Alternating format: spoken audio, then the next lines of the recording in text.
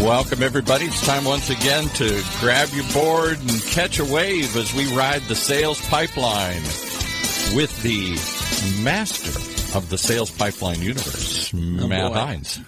How you doing, Paul? Okay. How do you like that one? Is that a good one? It's I've kind of become numb to all the various titles and superlatives you continue to throw out here. It's fun. It's always exciting to see what you're going to come up with. But, I am not worthy, my friend. But thank you very much for the intro. I appreciate everyone joining us today.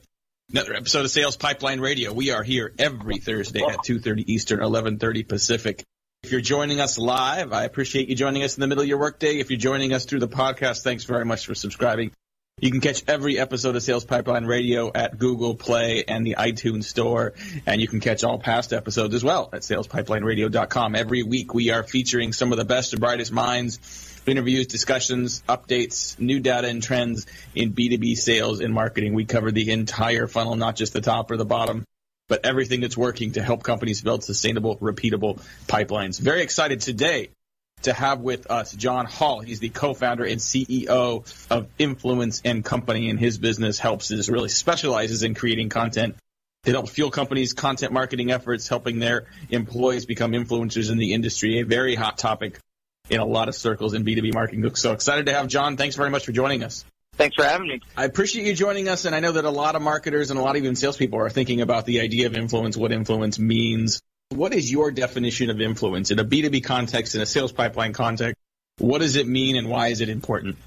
It's pretty simple. If you can engage people in a way that results in a behavior that results in either a sale or something positive, whether it's brand advocacy, a lead, a referral. That's a great way to have influence from this standpoint. And for the purposes of this call, and a lot of the times I'm talking to salespeople, it's about how you're engaging with different audiences to get them to change a behavior that's positive in your direction, resulting in a sale, brand advocacy, partner referral, or something also beneficial. Can you help us break that down a little bit? Because I think a lot of people, when they think about influence, they think about it one of two ways.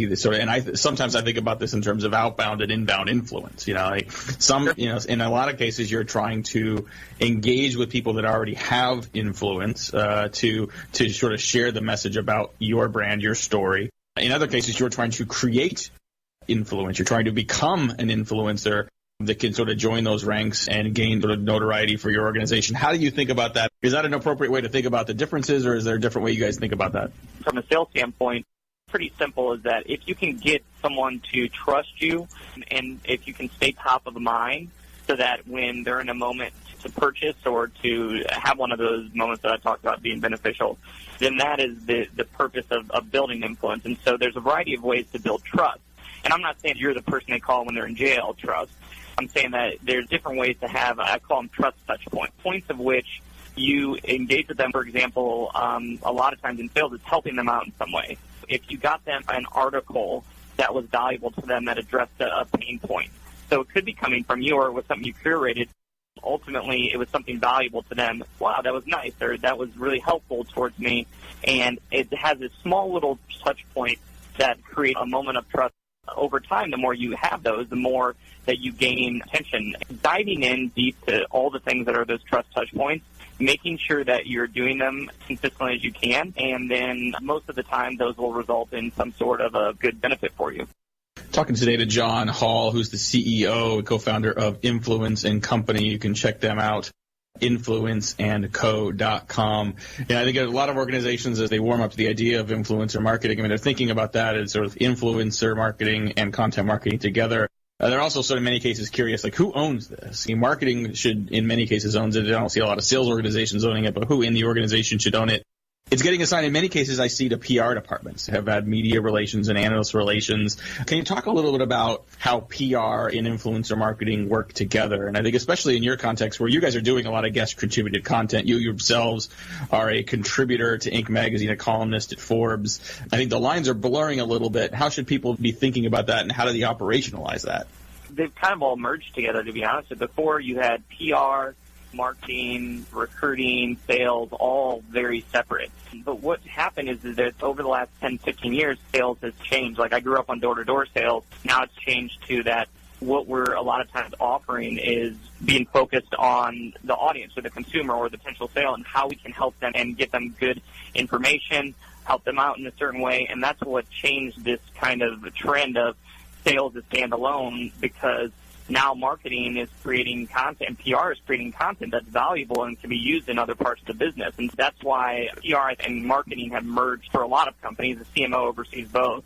And then there's something also that a lot of times the CMO oversees sales, or at least has a very good connection with that head of sales. You got to look at it as that, okay, what are we doing from a sales side of things? What are we doing to listen to customers? And what I call content triggering is when there's a moment where a salesperson listens to a customer and realizes, wow, there's an aha moment. Something I said to them was super engaging and helped with this sale. Or there's this moment where they have a sales, it's not hidden very well. And so they have to communicate that back to the department that's leading that. A lot of times right now it's still marketing, but it's starting to merge into like a head of strategy will be dictating that. But it's important to have those content triggers, because then that's who, let's say it's a marketing team, they can fuel your efforts by creating content based on those aha moments or content triggers that you can use directly, but then also they can feed the industry with that content so that those barriers happen less and less, and there's content support when you're selling to people. And the short answer to that is that most of the time these kind of areas of marketing and PR kind of combining in a way and merging, and there's a central content creation or creating team that's creating the content that both PR, marketing, they're using, and there's an overall strategy between when we get a PR mention, this is what it's important to have in there. When we're doing byline pieces, this is what we need to get in there so that it's useful for not just brand awareness, but also our sales and marketing team. So how do you engage existing outside influencers as part of this as well? I mean, in every industry, there's a handful of people that already have influence. I mean, I think if we were having this conversation, 15 years ago, we'd be talking about a smaller set of more traditional publications, more traditional journalists and analysts that you really sort of had to engage. There's a long tail now of individuals that have influence, people that started a blog that became influential, people that work at a company in a function and became influential amongst their peers. What are the best practices for companies that want to leverage that new PR opportunity? Those influencers that have an audience that in some cases aren't held to the same sort of formal rigors of PR and media relations. What are the steps companies can take to begin to build influence among those influencers? Well, the first step is to actually build your own influence, document, and actually how you're going to build an internal influence. A lot of times people look at influencer marketing as only external. I don't. I look at influencer marketing as something that is internal and external, because you want to build your own influence at the same time. You want to build that, and you also want to build external influence, people that are influencers not within your organization.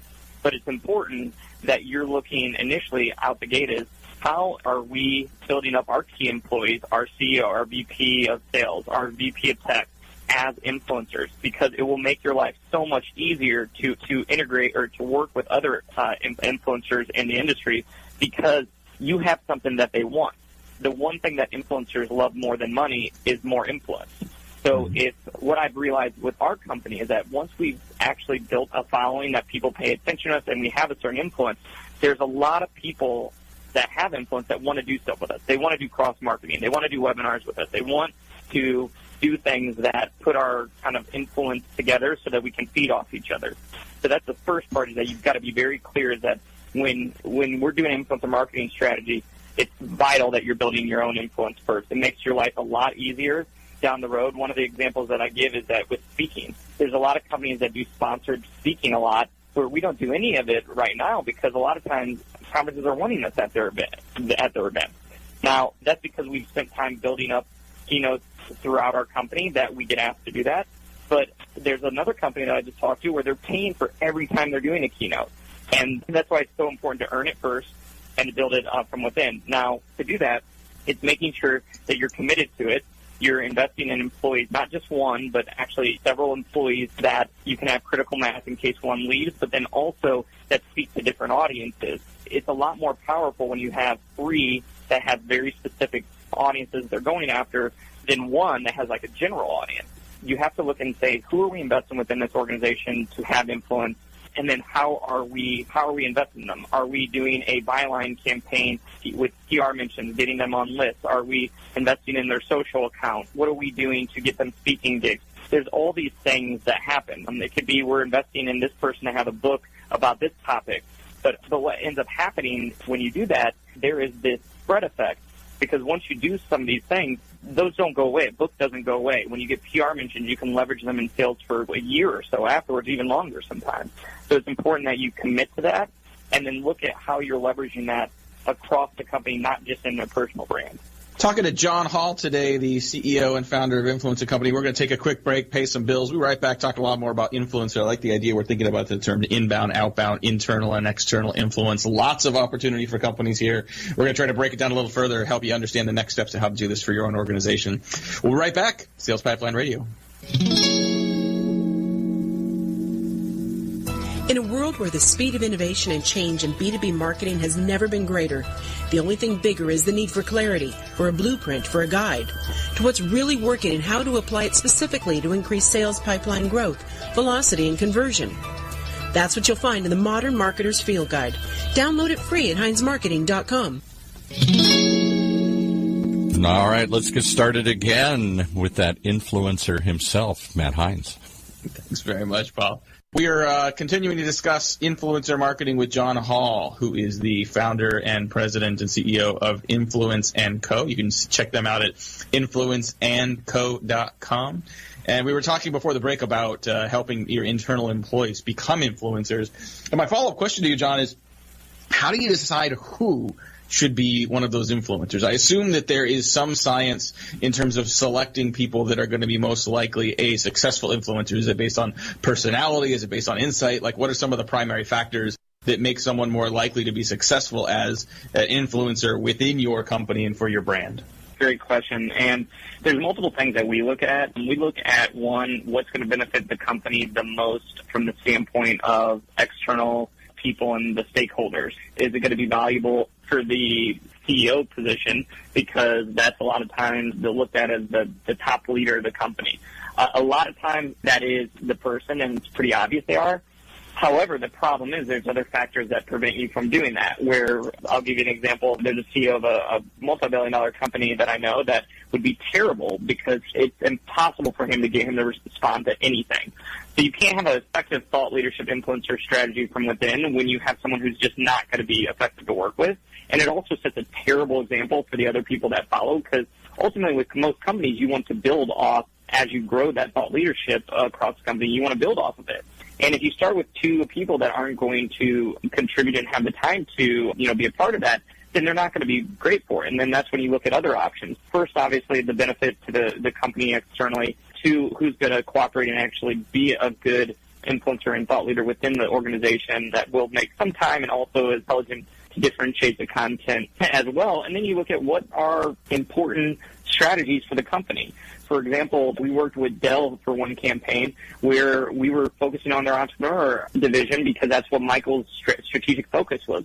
And so we worked with the entrepreneurial group there because it made sense that was a strategic focus to get content from them that was influencing that industry and targeting entrepreneurs. So it made sense that it wasn't coming from somebody like a Michael or, the main part of the company. It was this specific area. And so there's a variety of things that factor in there. Also, what the employee, is this person going to be staying around? Does everything point to that?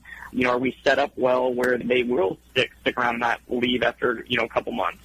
And so there's a variety of those things that we look at. Those are probably like 4 or 5 main ones, but there's probably, I would say, 5 to 10 other ones that are minor. But you look at that and you say, okay, this makes sense. Or, for example, budget could also be an issue. We don't have any budget, so we have to do 1 or 2. So you look at all those factors, and then you map it out and say, okay, here's where we're starting, here's where we can grow, here's what measurements are for that, and then you scale it based on that. And some companies might start off with 1 or 2 that end up doing 7 or 8 after things get really rolling after a year or 2. You brought up one of the criteria of trying to identify influencers inside the organization as someone that's going to have some longevity. That's a hard thing to control. So how do you figure out the trade-off between having someone that is predisposed to be engaging, to become an influencer? Do you put golden handcuffs on those individuals, or do you simply say, okay, we're going to leverage them as long as they're here and benefit from that, even if they end up leaving at some point? I'm not terribly scared of employees leaving. I think what Branson's quote, that's best in people so that they can leave and treat them well enough so they don't want to or something. I don't know. I could butcher it, but that's how I feel about things. And we've invested in some of the VPs, brands, and we've had 1 or 2 leads. As crazy as it has been really beneficial because we've built up their influence and they go on to another company. Obviously we have non-competes and things like that, but they've been huge advocates for us. And it's been, as crazy as it is, it's worked out well in our case. I'm not saying that every company, somebody leaves and they have influence and it benefits them. That doesn't always happen. I would say that there's a couple things that you can look at. Obviously there's things you can put in compensation that motivates them to stay. It can be how you present them with it is that, hey, we're going to invest in your brand here. So a part of that is that, you're to stick around and we have this kind of a expectation that invest in you and this is kind of what we're agreeing to. There's different things you can do to say okay, well, we're going to be, supporting you, but this also goes away if you leave. And so there's a variety of things you can do. What I've found out, we invest in the people that there's a certain level of trust with, and we've been lucky thus far where we haven't had a lot of turnover with those people. A lot of other companies, if you can't somewhat trust the employees that you're going to be investing a significant amount of resources into, then it probably won't end up being worth the investment. So how do you get started with this? What are the components if we were to give someone sort of a checklist, whether or not, they're committed to being, the long-term forever influencer, but the things you need to have, the building blocks, the foundation. Is it content? Is it creating content? Is it curating content? Is it setting up your social feeds? Is it engaging with other influencers? What are some of the building blocks? The people listening to this that either want to be influencers or want to start to enable the potential influencers in their organization, what are the few things they should be doing to get started? Oh, yeah, absolutely. And here's some inspiration here. And it was 6 years ago before we started this company. I didn't even have a LinkedIn profile, I don't think. If I did, it probably didn't have a picture and it was crappy. Didn't have any presence. When I look at where I was to where I am today, now I'm not also the most well-known person in the world either, but at the same time is that the influence that we've built in 5 years, just me, it's pretty significant. That's resulted in opportunity for myself and the company. Now, what I did was not rocket science. It's as simple as the first thing is documenting and saying, here is my documented strategy for thought leadership, how we're going to build influence. It's not going to happen in 2 to 3 months. It's not going to happen just like that. We're going to keep moving towards it. We're going to start off. The most common thing is to obviously document, here are the things that can be beneficial to building up influence and thought leadership. There's, bylines, op-ed. There's PR mentions. There's getting on lists, your own media. So your blog, building up what you're doing here with, an audience that pays attention to you as a trusted source for information. There's all these things that factor in, and there's content that you can look at that I've written and different things out there that can help you kind of form what that looks like. And then it's just every, month or two addressing that. Did we move towards where we were able to create some bylines here, for example? Well, bylines, did you get in Forbes? No, it didn't. You're not necessarily just going to all of a sudden get in, every dream publication you want or the Times. You got to look and say, okay, well, it might be this, starting off with this blog or starting off with this smaller site. My first site that I got in was youngentrepreneur.com. It was, ran by the Torn brothers, who are good friends of mine now. And I remember my mom actually putting that up on the refrigerator, which is hilarious that at this age, I'm 33 and my mom is doing that. But it was not a Times it's a good site, but it was very limited to young entrepreneurs at the time. And it did great things, honestly, for me. There's people who saw it. My network started seeing me contribute, and it was a start. And I kept going and leveraging things where then we added kind of press mentions, started building social channels as a part of that map that we had created. But always the consistent content coming from me has been consistent from the start, because you want to be that trusted source of information that people go to. So no matter what, the documented strategy has to be core at the beginning. You have to start getting content coming from you. And then a lot of these other things like social for aggregation and some original content, that makes sense. And PR mentions getting talked about as an expert and a leader in different spaces. Or even at this point, having a book. That's kind of this in year 4 or 5, that's what we knew that we would probably do around this time. And so that's how it all plays into each other. And over time, as you take those steps, it all starts off with those couple things, and it grows and grows and grows. But you have to be dedicated and committed to keep moving forward and not have this expectation that overnight you're going to be keynoting the largest events in the world. And I think it's that commitment and that patience that sometimes separates those that are successful from those that give up on this. And this is not like a pay-per-click campaign that you can just turn on and expect to see, clicks and results immediately. This takes time. In the couple minutes we have left here to finish up with John Hall, who's the CEO, founder of Influence & Company, what's the recommendations you give people in terms of how long you should expect it take to start to see an ROI from influence marketing? It just depends on your goals and which ones you're tackling. So, for example, if you're like, hey, we want a bunch of leads to happen that result in sales within, a month or two, that's harder. I mean, right now, our inbound is a huge part of our business. It probably took a year or two to actually be a major part. Did we see some success, early on, the first 6 months to a year? Yes, but it wasn't anything that was going to dramatically change our business.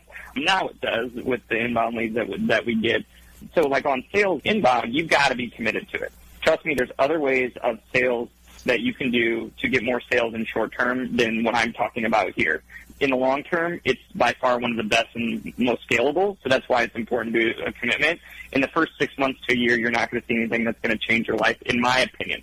Yes, there are some people that have early success, but I just want to set expectations. But then also, it's how you leverage it. So, for example, if we have a client that is like, yes, that is our goal, but a client that I love is Hawk Media, is that Eric, their CEO, and Tony, their president, they leverage the content in so many different ways. They, in their sales process, they use it for recruiting. They add it to their newsletter. They share it on social. They actually really, really embrace when they just started initially out the gate creating content, getting the PR mentions and these things. And that's why they've had a lot of success earlier. So that's an example of one where it's like, okay, well, that happened sooner. But then there's other goals that, like, we had one client say, hey, we're specifically only using this. We already know our 200 clients. And we don't even have more than 200 clients, but we need to nurture them, and we're going to use this in the sales pipeline. They immediately out the gate started using that content in their sales pipeline, as a part of the process, and their conversions went up. I think it was like in that 6 month span, they went up 50%, which is pretty high. That's a very high number, so that's bad expectations. But 50% of conversion increase from adding this thought leadership content to the sales pipeline. So that was a little different where it's like, hey, that's not lead generation, that's helping convert with sales. So it depends on kind of what your goals are, but those are some examples of kind of expectations to have. Absolutely. Awesome. Well, I want to thank our guest, John Hall from Influence & Company. You can learn more about them at influenceandco.com. We're going to have to jump and let some other companies and other hosts have their show here, Paul. But thanks very much for joining us on Sales Pipeline Radio. If you want to hear more and share this conversation about influence marketing with others on your team, you definitely go to salespipelines.radio.com, find that replay, and also obviously join us on the podcast at the Google Play and iTunes Store. Thanks again for joining us today. We'll see you next week. For my producer, Paul, this is Matt Hines. We'll see you next week. Sales Pipeline Radio. You've been listening to Sales Pipeline Radio, all things Sales Pipeline, with your host, Matt Hines, right here in the Funnel Radio channel for at-work listeners like you.